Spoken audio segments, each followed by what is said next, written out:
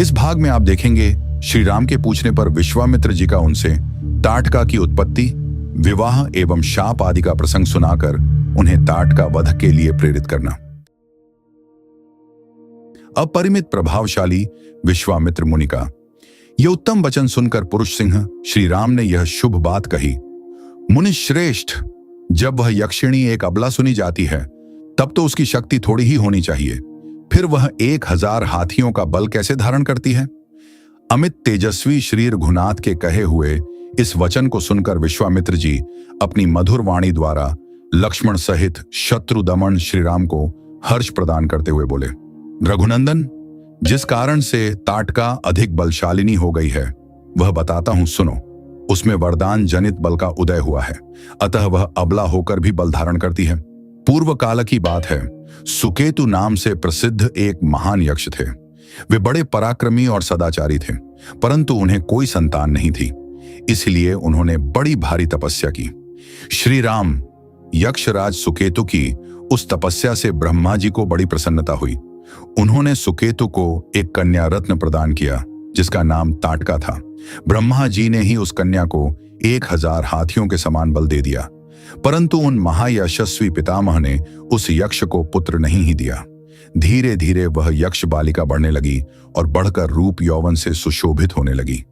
उस अवस्था में सुकेतु ने अपनी उस यशस्विनी कन्या को जंभपुत्र सुंद के हाथ में उसकी पत्नी के रूप में दे दिया।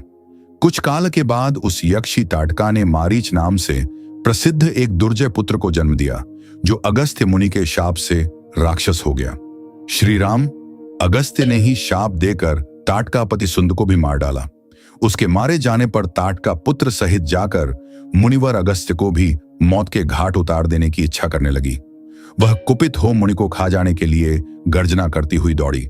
उसे आती देख भगवान अगस्त्य मुनि ने मारीच से कहा, तू देवयोनि रूप का परित्याग करके राक्षस भाव को प्राप्त हो जा। फिर अत्यंत अमर्ष में भरे हुए ऋषि ने ताटका को भी शाप दे दिया, तू विकराल मुख वाली नरभक्षिणी राक्षसी हो जा। तू है तो महायक्षी, परंतु अब शीघ्र ही इस रूप को त्याग कर तेरा भयंकर रूप हो जाए। इस प्रकार शाप मिलने के कारण ताटका का अमर्ष और भी बढ़ गया। वह क्रोध से मूर्छित हो उठी और उन दिनों अगस्त्य जी जहां रहते थे उस सुंदर देश को उजाड़ने लगी। रघुनंदन, तुम गांव और ब्राह्मणों का हित करने के लिए दुष्ट पराक्रम वाली इस परम भयंकर दुराचारिणी यक्षी का वध कर डालो। रघुकुल को आनंदित करने वाले वीर इस शापग्रस्त ताटका को मारने के लिए तीनों लोकों में तुम्हारे सिवा दूसरा कोई पुरुष समर्थ नहीं है। नरश्रेष्ठ, तुम स्त्री हत्या का विचार करके इसके प्रति दया न दिखाना। एक राजपुत्र को चारों वर्णों के हित के लिए स्त्री हत्या भी करनी पड़े तो उससे मुंह नहीं मोड़ना चाहिए। प्रजापालक नरेश को प्रजाजनों की रक्षा के लिए क्रूरतापूर्ण या क्रूरता रहित पातकयुक्त अथवा सदोष कर्म भी करना पड़े तो कर लेना चाहिए। यह बात उसे सदा ही ध्यान में रखनी चाहिए। जिनके ऊपर राज्य के पालन का भार है उनका तो यह सनातन धर्म है। ककुत्स्थ कुलनंदन ताटका महापापिनी है, उसमें धर्म का लेश मात्र भी नहीं है, अतः उसे मार डालो। नरेश्वर, सुना जाता है कि पूर्व काल में विरोचन की पुत्री मंथरा सारी पृथ्वी का नाश कर डालना चाहती थी। उसके इस विचार को जानकर इंद्र ने उसका वध कर डाला।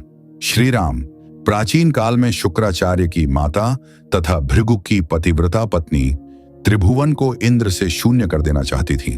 यह जानकर भगवान विष्णु ने उनको मार डाला। इन्होंने तथा अन्य बहुत से महामनस्वी पुरुष प्रवर राजकुमारों ने पापचारिणी स्त्रियों का वध किया है। नरेश्वर, अतः तुम भी मेरी आज्ञा से दया अथवा घृणा को त्याग कर इस राक्षसी को मार डालो।